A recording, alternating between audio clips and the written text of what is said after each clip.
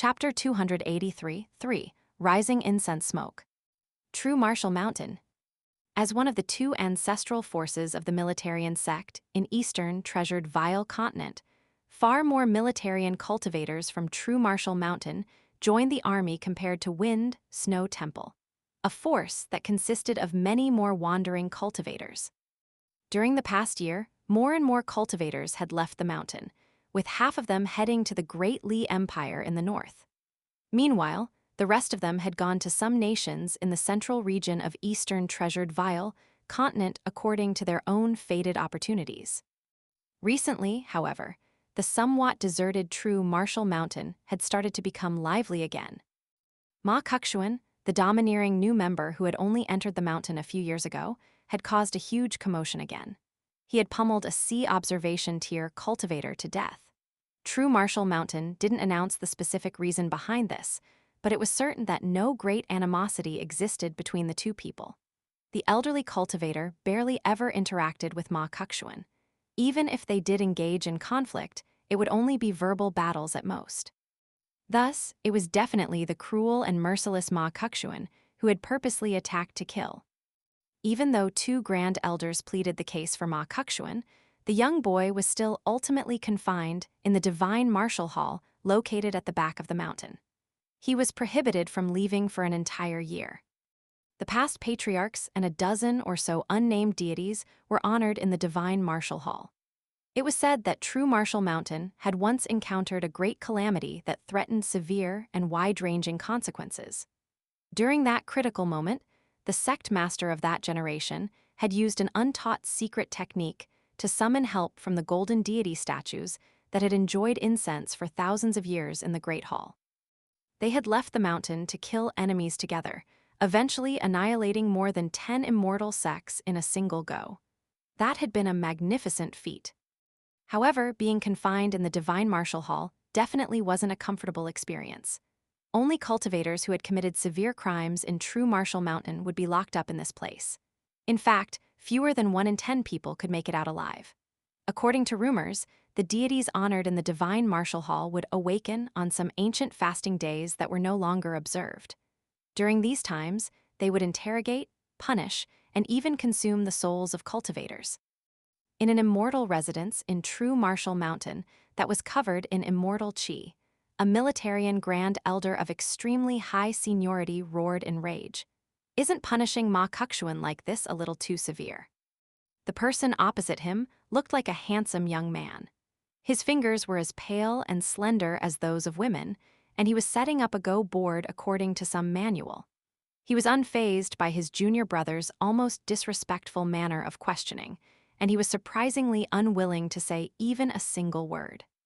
The old man slammed his hand on the table and shouted, "Ma Kukshuan is the most prodigious talent I've seen in my life. He's a genuine prodigy. I'll never forgive you if you ruin him." The handsome man had just picked up a Go piece. When he heard this, he silently placed the Go piece back into its box and said with a frown, "There are, in fact, many tragic examples of sects and other such forces being destroyed by some extraordinary disciple." The old man chuckled coldly and replied, "But there are even more examples of a single disciple revitalizing their sect and wiping away all weaknesses and issues." The handsome man shook his head and explained, "When it comes to cultivation, the notion of not doing wrong is the most important thing. Otherwise, if we break all of our ancestral rules for the sake of 1 or 2 people, we'll only end up with an unsupported pagoda in the sky, even if we achieve temporary signs of prosperity. In any case, True Martial Mountain is running smoothly at the moment, and we're not in some perilous position where we need someone to save us. Junior brother Liu, hear my advice. You have high hopes for Ma Kukshuan, so at the end of the day, it's your own personal matter if you're willing to give him all of your immortal treasures and even secretly help him obtain that fated opportunity. I won't interfere with these things. After all, they aren't against the rules of True Martial Mountain." The old man looked at the young man, whose expression was becoming increasingly cold. Initially overbearing, the Militarian Grand Elder couldn't help but feel a little nervous at this moment. He humphed coldly and insisted, "It's worth it for True Martial Mountain to break some rules for Ma Kukshuan. Wind Snow Temple has the divine platforms Wei Jin, but who do we have? "We have me," the handsome man replied with a faint smile. The old man almost choked upon hearing this. He couldn't find any words for a long time. The handsome man seemingly found the atmosphere too tense for his liking, so he finally smiled and said, "All right, as the saying goes, our descendants will all have their own fortunes. In any case, Ma Kukshuen isn't even your descendant, so what are you so worried about? Are you doing this for the sake of the sect? Who are you trying to dupe? I know your personality best, don't I? At the end of the day, you're simply doing this in the hope that Ma Kukshuen can go to Wind Snow Temple to exact revenge for you in the future." The militarian Grand Elder, who was renowned for his short temper, conceded frankly, "That was indeed my original intention. However, after interacting with him for a while, I'm becoming increasingly fond of Ma Kukshuen. Even 1,000 of my useless descendants aren't as capable as a single Ma Kukshuen." The handsome man concurred with the old man in a rare display, nodding and saying, "You indeed shouldn't have given birth to those bastard descendants of yours back then. To put things simply, it's your own fault for not being able to control the buddy in your pants. As the sect leader of True Marshall Mountain, don't you feel ashamed to say such things?" The old man fumed. The handsome man smiled and said in amusement, "I heard that your pants became loose again recently. You found yourself a beautiful mortal mistress." The old man's anger instantly subsided, and he replied in a low voice, "I truly like that woman. She's innocent and adorable, unlike those bullshit celestial maidens from the mountains. Those celestial maidens are truly tiring." "As long as you like her," the handsome man replied casually. Fury suddenly welled up inside the old man again, and he suggested, "We genuinely need to fix the atmosphere in True Marshall Mountain, especially regarding the disciples that we took in during the past 100 years. Their disposition is truly far too pathetic. There's only a single Ma Kukshuen, yet they're jumping around in disarray and fear, with even their Dao hearts completely shaken. All of them are spouting sour shit behind his back. They're worse than mortal women gossiping." The handsome man waved his hand and commented, "Their Dao hearts aren't shaken. Rather, their Dao hearts were weak and fragile to begin with." "You're not going to do something about this?" the old man asked in puzzlement. "Then should I take care of their eating and shitting as well? Should I take care of your loose pants as well?" the handsome man retorted. The old man rolled his eyes. "Rest assured, Ma Kukshuen won't die." The handsome man waved a hand and turned his attention back to the go board. The militarian Grand Elder roared with laughter before suddenly standing up and exclaiming, "Senior brother, why you? You should have said this earlier. That way, I wouldn't have needed to waste half a day with you here." "Your belt is loose," the handsome man said without looking up. The old man chuckled and remarked, "You're still as fond of telling jokes as always." In the next moment, however, the old man suddenly yelped in a flustered manner, hurriedly activating a mystical ability and disappearing with a flash. As it turned out, the handsome man had caused the nascent tier Earth Immortals' belt to crumble with a casual wave of his hand. Not only that, but the Earth Immortal hadn't noticed this at all. What if the handsome man had wanted to kill him? In the eyes of Eastern treasured Vile Continent, True Marshall Mountain was powerful in the sense that it had a huge influence over mortal empires. In terms of individual cultivation base and combat power, the many militarian immortals from Wind Snow Temple were far more powerful than their counterparts in True Marshall Mountain. Some people joked that if the two militarian ancestral forces each picked 10 members to battle against each other, the supremely powerful Wind Snow Temple would pummel the cultivators of True Marshall Mountain until they cried for their ancestors. The handsome man put the old Go manual on the table. The manual was called Endgame Collection, and he had memorized the entire contents of the manual already. It recorded the endgame plays of many famous historical matches, and the endgame play that the handsome man was setting up right now was called the Iridescent Cloud Setup. The opponents in this game had been the City Lord of White Emperor City and the former first disciple of the scholarly sage. The handsome man sighed softly. Inside the Divine Martial Hall, located at the back of the mountain, Ma Kukshuen was sitting cross-legged on the head of a tall statue of a deity. Meanwhile, a black cat was sitting on the young boy's head. A person, a cat, and the statue of a deity. The black cat extended a paw and lightly scratched Ma Kukchuan's head. Ma Kukchuan paid no heed to this. He and the black cat had depended on each other ever since he was little, and this was even more the case now that his grandma had passed away. A golden glow suddenly appeared in the eyes of a gold-gilded wooden statue to the left of Ma Kukchuan. There was a rumble as the gigantic statue of the deity started to move, slowly stepping down from its divine altar and looking around at its surroundings. In the end, its gaze settled on Ma Kukchuan, who was sitting on the head of the statue in the middle.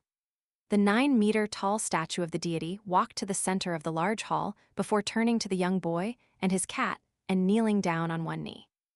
Ma Kukchuan was seemingly used to this, and he simply repeated the same warning that he always gave: remember to keep quiet after you go back. The wooden statue of the deity nodded lightly before standing up and striding forward, returning to its original position on the divine altar. It wasn't long before it became still, with the golden glow quickly disappearing from its eyes. The doors and windows of the great hall were extremely large, allowing many rays of light to seep through and scatter across the floor. Thus, even the dust in the great hall was visible. Having too many immortal treasures and having too good a fortune is also quite annoying, Ma Kukchuan suddenly remarked in a self-ridiculing manner. The black cat raised a leg and gently licked its paw. Ma Kukchuan leaned back and lay down. The black cat jumped up, and it landed on Ma Kukchuan's chest after the young boy finished his movement. It curled up and quickly fell asleep. The black cat occasionally shifted into a more comfortable position. Ma Kukchuan crossed his legs and raised a hand to stroke the soft fur of the black cat. He recalled both the taunting remarks and the obsequious comments that he had heard in True Marshall Mountain, and he felt like all of these things were quite uninteresting. So, what if you people don't like me? I don't like you people either. The great hall was spacious and ethereal. Only the soft snoring of a person and a cat cut through the silence. The golden statues of the deities stood in a row, appearing as if they were loyally guarding their ruler who stood high above them, day by day, year after year, for 1,000 years and then for 10,000. Zhou Ju, the virtuous scholar from Lakeview Academy, didn't follow his sagely master to complete Reed Continent to visit that Taoist heavenly lord. He was afraid that he wouldn't be able to contain himself from insulting Zai Shi. If that were to happen, he would only be making things more difficult for his master. After leaving the academy, his master definitely couldn't rival Zai Shi. However, his master also couldn't stand there and do nothing if Zai Shi wanted to smack his disciple to death. That being the case, what else could he do? Apologize to an outsider for his disciple. Thus, Zhou Ju traveled to a mountain peak, not far from where Ceremony Mountain's Kun ship had fallen. According to the records, the soaring sword Qi had originated from this location and annihilated the Kun ship traveling south to Old Dragon City. There had been many casualties, and almost everyone under the middle 5 tiers had been killed. Zhou Ju found nothing on the mountain. There wasn't a single trace left. However, this was completely reasonable and expected. After all, even blind fools could see that someone was carefully plotting and scheming behind the scenes. Someone was trying to frame this very powerful empire in Eastern treasured Vile Continent. However, there was one thing that Zhou Ju couldn't wrap his mind around. Why was the mighty Tao Lord of complete Reed Continent willing to lower his status and become involved in this complicated matter? In fact, he was even willing to go as far as to take arms against Lakeview Academy. If this continued, it was very likely that Heavenly Lord Zai Shi would become the common enemy of all Qi refiners in Eastern treasured Vile Continent. Perhaps Zai Shi was truly treating himself as the second disciple of the Tao ancestor. Zhou Ju wasn't convinced that the Great Li Empire's Song clan could employ the help of a Heavenly Lord from another continent. After staying in the wilderness for many days, Zhou Ju planned to leave the mountain soon. He had heard his master casually mention one matter. During the past half a year, many previously lost and ownerless immortal treasures had suddenly started to appear in 3 continents: Southern Whirl Continent, Parasol Leaf Continent, and Circling Ascension Continent. In fact, there were even traces of several pseudo-celestial tools hidden among these immortal treasures. This triggered a huge commotion, and countless vagrant cultivators from the mountains and marshes rushed over to the locations where the treasures had appeared. The powerful immortal clans and forces naturally weren't willing to abandon these significant fated opportunities either. All of a sudden, there was a murky mix of all kinds of people and temporary alliances. Zhou Ju wasn't interested in these matters. He was even less interested in the worldly matters that were going to follow. This was because it would most certainly become even more difficult for scholars to read and study in peace. This wasn't good. Zhou Ju raised his head and looked up at the sky. I, Zhou Ju, Lakeview Academy's measly virtuous scholar, Zhou Juren, am also able to discover some traces. So what about you people, beings who have an even higher status than my master? Zhou Ju silently made his way down the mountain. He wandered down lazily, either riding on the wind or walking with both feet. In the end, he arrived at a bustling market and drank a steaming bowl of hot and sour soup. A smile instantly spread across Zhou Ju's face, wiping all of the irritation from his mind. The stall owner's daughter was right in her youthful prime. Her skin was slightly tanned, yet it shone with a healthy luster. She secretly stole a few glances at Zhou Ju. There were few scholars in her hometown, and there were even fewer scholars who were as handsome as him. She felt like even taking a single extra glance would be good. And thus, Zhou Ju ordered another bowl of hot and sour soup.